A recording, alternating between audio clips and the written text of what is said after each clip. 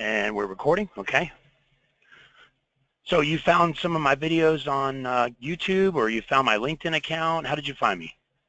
I actually came across you on YouTube, and I watched one of your trainings for, I believe it was like standard contracting and subcontracting, and that just made me want to dive into everything else a little bit more. So then I found you on LinkedIn and connected with you there, and you know, started doing some homework on how to become, you know, a part of these daily trainings that you've been doing, which are fantastic. And you know, that leads us up to the point of you know, touching on some of the stuff we're going to be able to speak about today.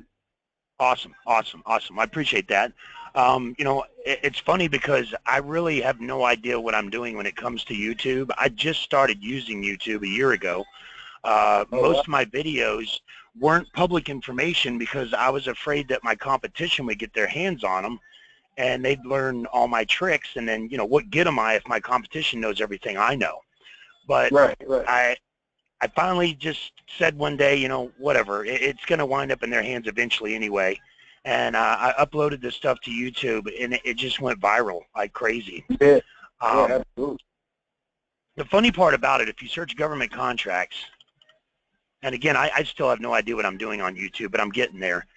Out of 206,000 videos on government contracts that are on YouTube, my video comes up #1. Even though there's some videos out there that have hundreds of thousands of views, mine still comes up #1, and it's because of not only the content, that the content's good, but the way the YouTube lady explained it to me was this. She said, look, you've got good content, but a lot of videos have good content, but they only give you a little bit of good content. You give people everything. And the best way I can describe it is like my competition, they'll show you the carrot, and they'll give you a bite, but if you want the rest of the carrot, they make you pay for it. I'll give you the whole carrot. Eat it, enjoy it, it's yours. If you want me to make you a carrot cake, then I'm going to charge you. Yeah, makes total sense. But the YouTube lady said, look, this is the bottom line. Most videos on YouTube, if your videos are watched on an average of 2 minutes, that's really good. For a video to be watched 2 or more minutes is really good. My videos are watched an average of 11 minutes, which is unheard of. And that's why they go to #1 almost immediately. I write a video and it'll go to #1 with only 5 views. Wow. Which is crazy.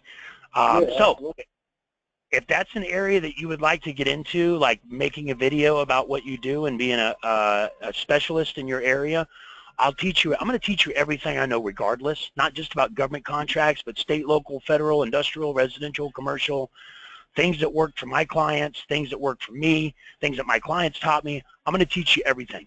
So anything like this that you want to post a video and see if I can help you get it to go #1 or something, you just let me know. That's what I'm here for. All right? Okay, even better. Now, you kind of know me because you've seen my videos on the internet, but you don't really know who I work for. Let me show you that next real quick. Let's get that out of the way. Okay. I work for a company called U.S. Federal Contractor Registration. We were started originally as a nonprofit by a federal purchasing agent, and he was helping small businesses get, you know, teach them how the system works and how to use the system properly to win contracts. When he retired, a lot of the businesses he was helping said, we can't do this without you. Can't you start a business and we can pay you a fee? You know, since you're retired, it's no longer a conflict of interest. We'll pay you as a consultant and you can continue to help us. And he would have, but unfortunately at the time his wife had brain cancer. He didn't want to start a business. They wanted to retire and go on the road. Fortunately for everybody, he was good friends with our CEO, Eric Nellinger. And Eric started this business and called me the next day. Eric and I have known each other a long time, and he said, John Wayne, you're going to come work for me. And I didn't really have a lot going on at the time, so I came work in 2009, first employee hired. We got 65 employees now. Wow. When it comes to SAM, the basic registration that you have to do business with the government, there's only about 160,000 small businesses that are active in that system right now, which in the grand scheme of things, you know, in the non-government arena, there's almost 30 million small businesses in the United States. So you've got a ton of competition outside of the government in the commercial, industrial, and residential areas. But with the federal government, there's only 160,000 small businesses that are active right now. And we've done 80,000 SAM registrations, so I can guarantee you half those small businesses are compliant, and the other half may not be. So if you figure there's only about 80,000 competitors in the federal government system compared to 30 million small businesses, man, that's a drop in the bucket. Yeah. There's very little competition. And you'll notice what I'm about to show you here shortly, a lot of these contracts only have 2 or 3 offers received at the most. And some of them, there's only 1 offer received because there's very little competition. You know, state contracts, when I see a state contract, there's usually 20 or 30 bidders on state contracts. Yeah. But with federal contracts, if we go to the FPDS,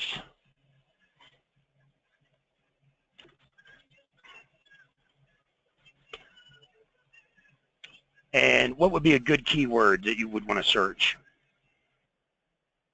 In FPDS? Just a keyword like a product or service you'd want to sell to the government. What would be a good keyword? Oh, let's do metal.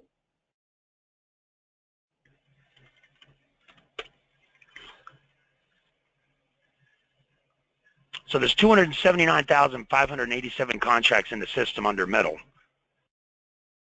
But this system tracks less than 10% of the spending. So if there's 279,587, there's probably close to 2.7 million. We're just not seeing them because this system only tracks the set-asides, which is about 10%. All right? But let's look at one. I want to look at one that's over 25,000 because under 25,000 is a different purchasing process.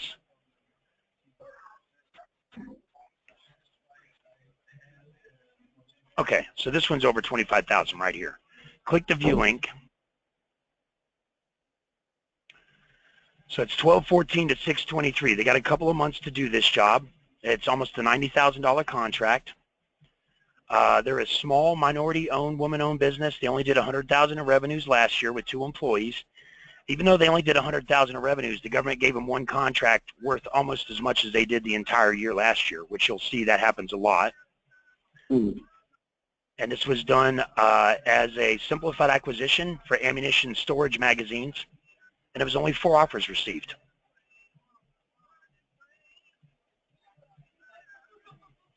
So they got 1 contract this year worth almost the same amount, worth almost their entire revenues from last year. Just 1 contract. Right. Go back to date signed.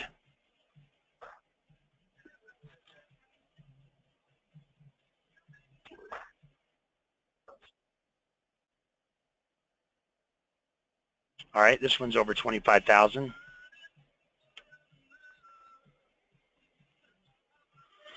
And it's a $65,000 contract. This is a small $4 million business. And it was simplified acquisition, 3 offers received. You'll rarely see more than 5 offers on a federal contract. And like I said earlier, these state contracts, sometimes I see 30 or 40 offers. Yeah. Now, I noticed on, some federal contracts that I come across on FBO, there's, there could be 16 people on the interested vendors list, but that doesn't typically mean that all, 16 are actually going to put in an RFQ or an RFP. No, and that's a good question. I'm glad you asked that because I see people that they'll get on an opportunity and they'll see 15, 20 people on the interested vendors list and they'll think, man, there's 20 bidders on this and I'm not even going to bother. And that's not the case. Matter of fact, let me show you for an example. I'm already on the interested vendors list on this one. I'm going to go to the list. Okay, now there's only 6 on this one, which isn't bad. But number 1, Marvin Heyman, he's not a contractor. He's a proposal writer. He sells proposal writing services. So if you want someone to write a proposal for you, you can hire Marvin Heyman. That's the only reason why he's on here. And you'll see him on almost every interested vendors list. I don't know how he does it. But he'll only be bidding if someone pays him to write their bid for them. Of course, I provide proposal writing services. So if you ever need a proposal written, just come to me. Cheryl Moore, she doesn't have a domain name. She's using a Yahoo email address. If I had to guess, she's probably not bidding on this as a prime She's either on here because she wants to be notified who it's awarded to so she can offer her services to do work as a subcontractor, or she's selling something. She's selling a book or management training services or something, so she'll put herself on here just so she's notified who it's awarded to so she can try and sell them something. That's my guesstimate, because she doesn't have a domain name. Most businesses that work with the federal government have a domain name. I've noticed Green Dream International on a good bit of the ones that we see. Also proposal writing. So they have no intent on bidding on this as a contractor. They want someone to pay them to write their proposal for them. Gotcha, okay. Frank Riley, he's a bid protest attorney. He's not bidding on this. He's only on here to be notified who it's awarded to so he can offer to do services for them if they don't win it, or whoever wins it, whoever doesn't win it can do a bid protest if they think something was wrong, something was fishy. Gotcha. Brian Smith, also no domain name. So probably not bidding on it as a prime. Maybe he wants to do sub work or he's trying to sell something. And then, of course, me. Gotcha. So if you see 10, 15 people on the interested vendors list, don't assume that they're all bidders. More than likely, only about 10% of them are actually bidding. Okay, okay, that's good to know. Yeah. Now, is it good to put ourselves on the interested vendors list? Yes and no. And here's the reason why. I tell people to put themselves on the interested vendors list. Actually, here's a prime example. See how there is no interested vendors list button here, no tab? That's what's called a blind list. So no one can see, it's still there, but no one can see it except the purchasing agent. Whenever there's a blind list, always add yourself to blind list because only the purchasing agent can see it. All right, the only other time you want to add yourself to the interested vendors list is if the purchasing agent tells you in the synopsis to add yourself, or they tell you in one of these documents in the instructions to offer to add yourself to the interested vendors list. That's the only time you should add yourself. And here's why. Okay. This will make sense. I'm going to go back to that one that we just looked at, or not the sources sought. That's a sources sought.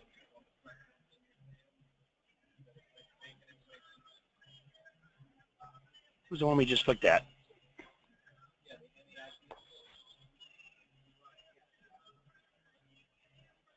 All right, of course, I'm trying to prove a point. It's going to make a liar of me.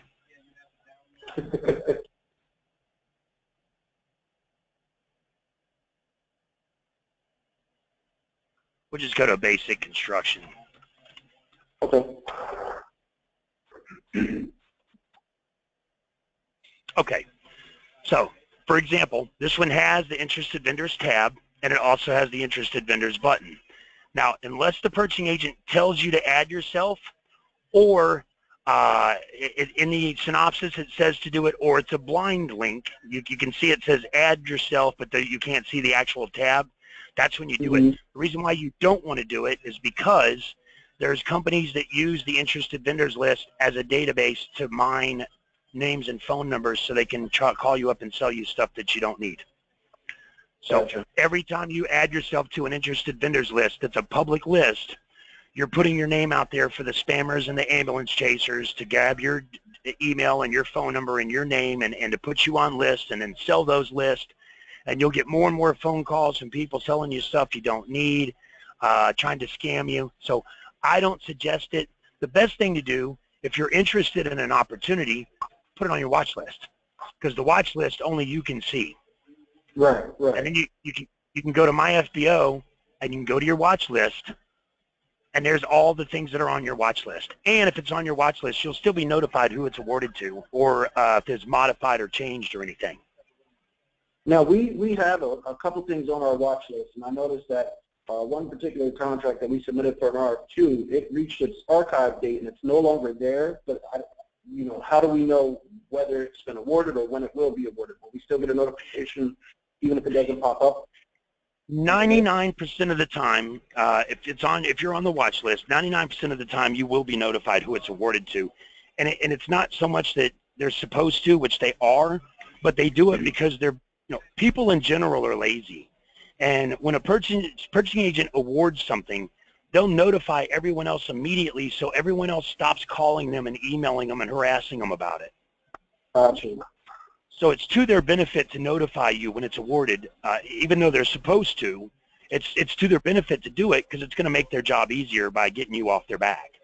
Right. But they don't always do that. Sometimes it slips through the cracks, or they forget, or they just didn't do it.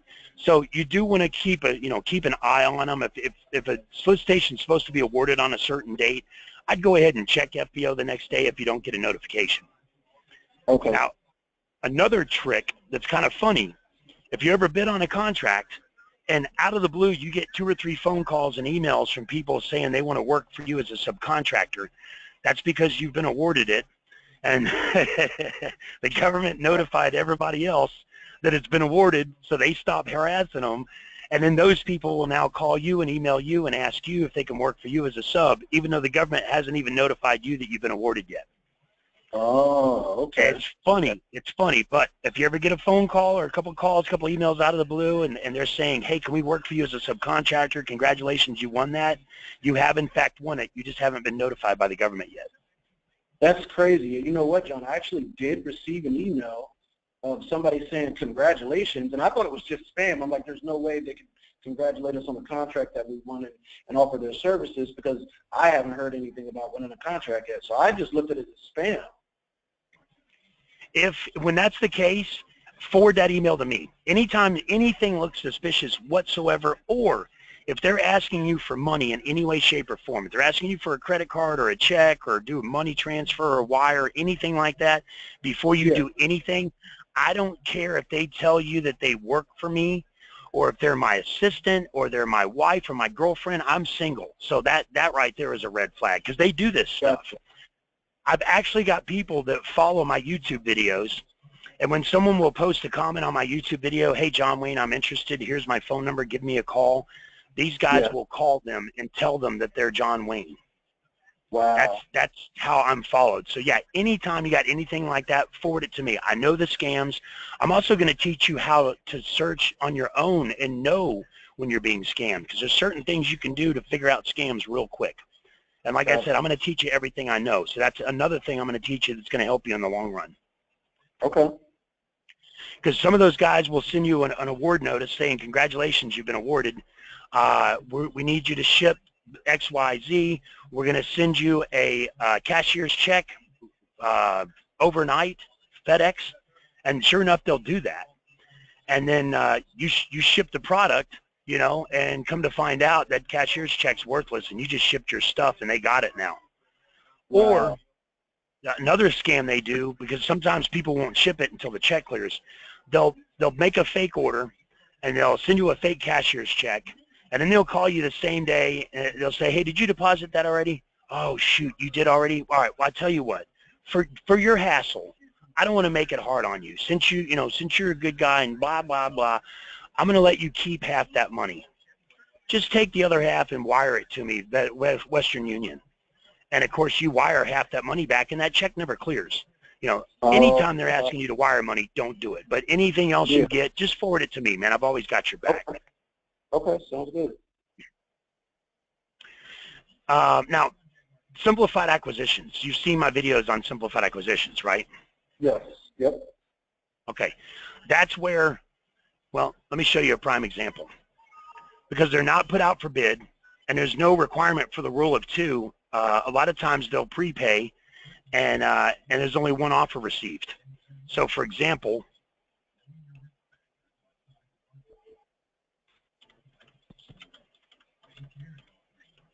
I sent this email to one of my coworkers because this is one of his clients, and this is mind-boggling, but this happens every day. This is a contractor. He's only got 13 employees.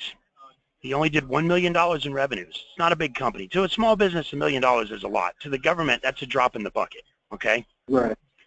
This was done as a simplified acquisition. See that right there? Mm-hmm. And look at how many offers received. Wow. 1. Now, you ready for this? They only did $1 million in revenues last year, right? Yeah. The government gave them a $1 billion contract. Wow. Wow. Mind-boggling. it just doesn't happen all the, this isn't a common thing, but it does happen, I see a lot of, 4 or 5 years ago, this wouldn't have happened 4 or 5 years ago because they weren't prepaying. And $1 million company couldn't afford to do a $1 billion contract, so they wouldn't even thought of it. But because they're prepaying on simplified acquisitions, sometimes small businesses can afford to do larger contracts. Right. So they've paid them at least $750,000 already. They paid them $750,000 up front, which in the grand scheme of things, if I had to guesstimate, that's probably for the bond, which would be 0.75%. It'd be less than 1% of the entire contract, which would probably be about 0.75%, which on $1 billion would be $750,000. So that's probably what they prepaid them for, is to cover the bid bond. And that was probably a conversation between the vendor and the purchasing agent saying, we would love to do this for you guys, but we can't afford, we don't have $750,000 for the bid bond. And the purchasing agent probably said, okay, if we prepay you that, can you do it? Sure. And there it is. Wow. Have you guys checked to see if you're in a hub zone? We have another office that's going to be open that is actually going to be in a hub zone. We want to use that as our main headquarters. As far as I know, we can utilize that as our main headquarters and still operate between there and one of our other offices. So we are in the process of getting lined up for hub zone certification. I was just told it takes a little while to get through that process to be approved. Well, as long as we can prove that you are using that office as your main location, as your head office or corporate office or primary location, then yeah, hub zone's pretty easy because there's very few requirements. How long has this business been in existence? You guys been around for more than 2 years? No, we're actually a newer business. Probably it's actually been less than a year right now. Okay, so your 8A, we need to wait until you have your second tax return to submit the 8A. Hub zone, we don't. How many owners are there? Is there multiple owners? No, just one primary owner. Is it a man or woman? It's a man. And is he a minority or veteran? No, we were looking into some of those avenues used for the SDVOSB. We do have some KMPs who are, veterans, but the owner is not. So the main owner is a Caucasian male? That's correct. Okay, what he needs to do today, ASAP, tell him to go to Ancestry.com and sign up for a DNA test. It's like $60, $70. They're real cheap.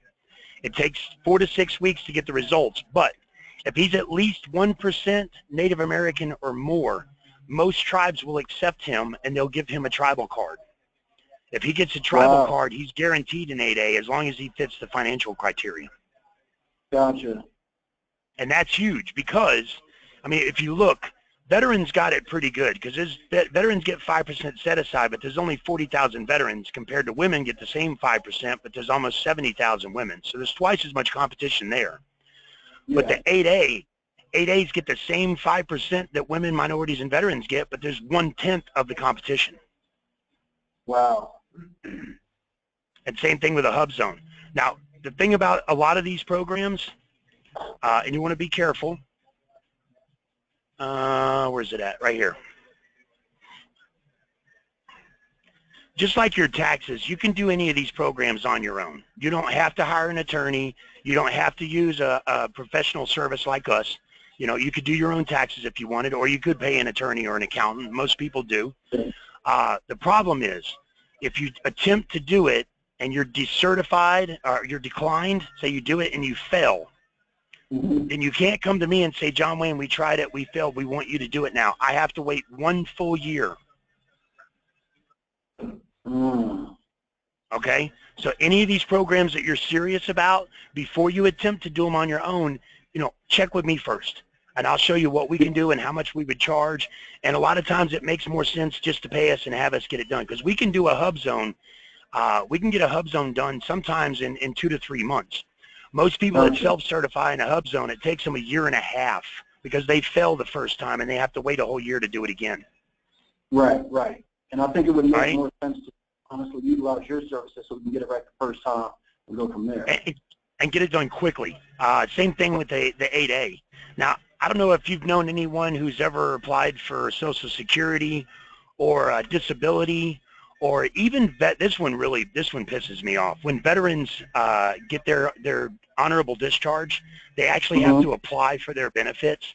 And did you know that most veterans, when they apply for their benefits, they fail the first 2 times, and it takes a veteran on the average of 1.5 to 2.5 years to get their benefits? Wow. That's disgusting. That makes me physically sick to think that veterans come home and get an honorable discharge, and it takes them 1.5 to 2.5 years to start getting their benefits.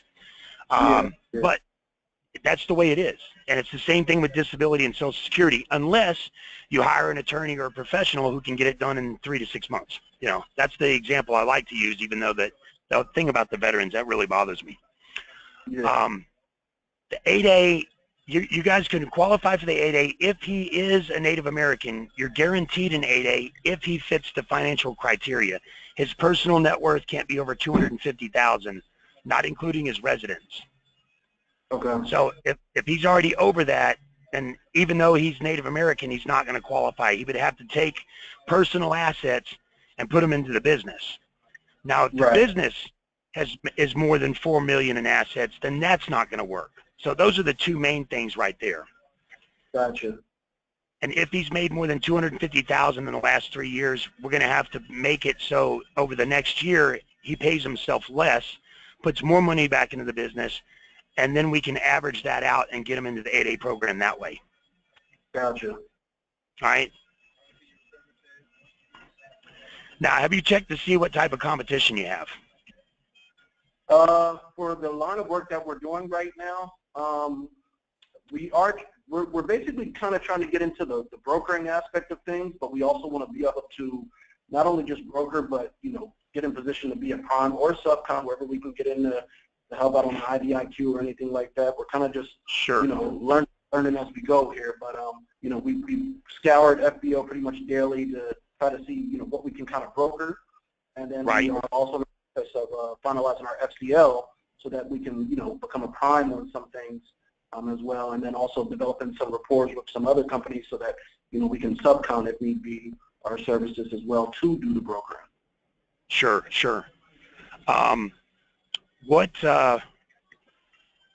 Here's the thing. I want to check and see what type of competition you have. In the brokering arena, if you can broker, then it's pretty much, I'm a shoo-in for brokers because you're not limited. You can sell anything. And this is what I'm trying to get at. Right now, my client success ratio is almost 90%. Last report they ran, my client success ratio was 87.9%, almost 90%. And that's contributed to the fact that I provide this training every day from 4 to 5. So I give people one-on-one personal attention, and I'm always available. If you got a question on a weekend or something like that, you're going to have my cell number. I mean, you're going to have direct access to me. But I don't like taking on contractors that are too specific, or they only sell one thing, or there's too much competition, because if they don't win contracts, that lowers my client success ratio. So I'm kind of picky these days, and also our AFPDS system, it's dominating the market, and it's making it so much easier for people to win contracts that contributes to my success ratio as well.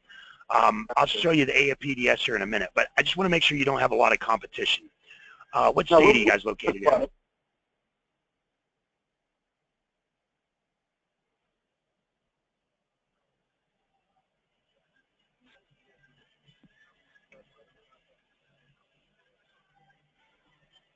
You guys are in Pennsylvania? Yep, we're in York, Pennsylvania.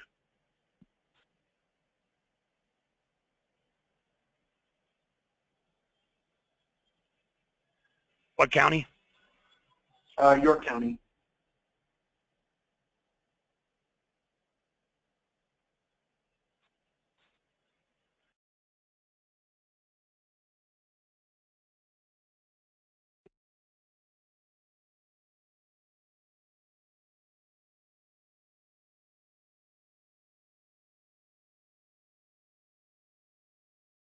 Your main NAICS code?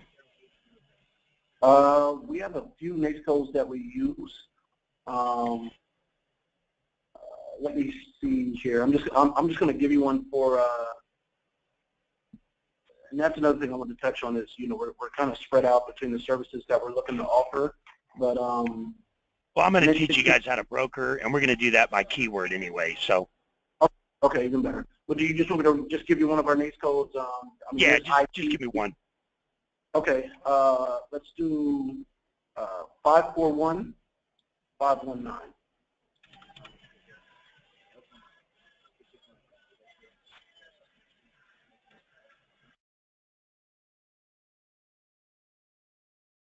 And obviously, you're not limited as a broker. You can ship anywhere in the U.S. You can ship anywhere on the planet because you can sell to other countries as well. Right. Okay, so under your NAICS code, you've only got 6 people in your county that are in the system. 4 of those are not compliant. If there's a blank in one of these fields, they're not compliant. A purchasing agent won't even consider them. They won't even click on their file. Wow. So technically, in your county, you've only got 2. Now, this is amazing because a lot of times when I look, there'll be 30 or 40, and at least 15 to 20 of them are compliant. You've only got 2 people in your entire county that are compliant. Wow. And Evectus,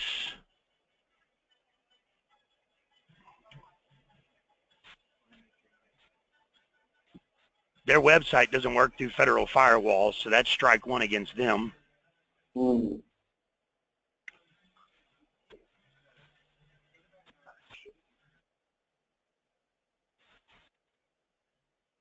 That's a very common problem.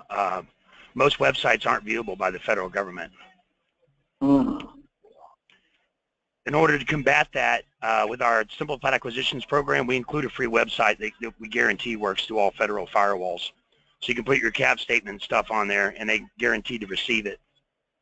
How can we check to see if our current website is in compliance?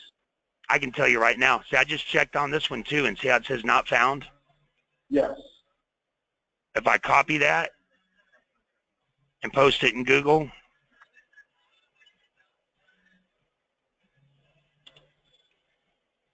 it works. It just doesn't work through federal firewalls. Wow. You guys are registered in SAM, right? Yes, we are. Let me pull you up then.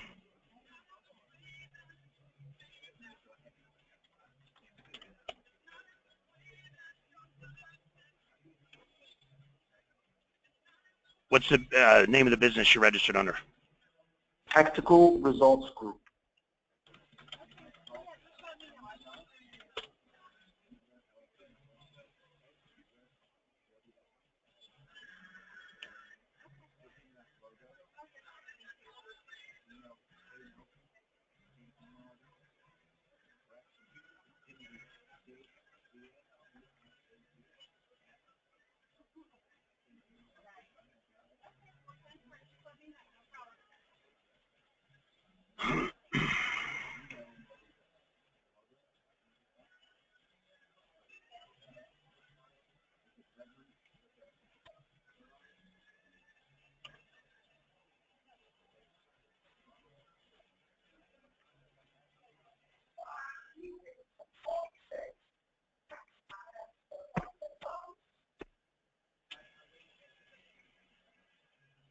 You're in here, but you're not compliant.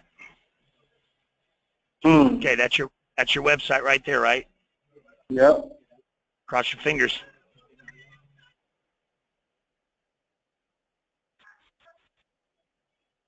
No, it's not going to load. See? Gotcha. So we need to get that straightened out then. Yeah, well, you don't want to go out and beat up your web guy. It's not his fault. Even like GoDaddy's and there's a other one, WebPress or WordPress or something like that. A lot of people use to build websites. They're just not government friendly, and it's not their fault either. It's our federal government has the most severe and secure security and firewalls that exist on the planet. We have to, otherwise we'd be hacked by half the countries that hate our guts, you know. And unfortunately, for you and I, none of that security is the same across the board. Most agencies have their own proprietary systems that run on conjunction with standard systems that run in conjunction with other proprietary systems, because If the entire government was run under one security system and they hacked that system, they would hack the entire government. Right, right. And because all these agencies have different systems, it's really hard for people that build websites to figure out how to build them so they work through all systems. Fortunately for us, we work with a lot of government agencies. We were able to test this theory years ago and build websites that did work and maintain them so they work with new security systems. That's why we include free websites with the Simplified Acquisitions program, just because of that reason. We want the government to have no reason to say no whatsoever. And not being able to view your website is a reason they could say no. Understandable. Well, here's my opinion, all right? You got very little competition. You're established. You guys are intelligent. You know, I got some clients that have no business being in business. You know, it's mind-boggling, and they're still winning government contracts. So as far as my opinion, you guys are in a good position. You don't have much competition. I'll definitely take you on as a client because the chances of you guys being successful is huge. Okay, that's huge. We appreciate that. Now, we get referrals from the government. I get, we'll get a government purchasing agent that's working with the contractor, and he'll say, hey, if you go get registered for Simplified Acquisitions, I can do bigger, longer-term contracts with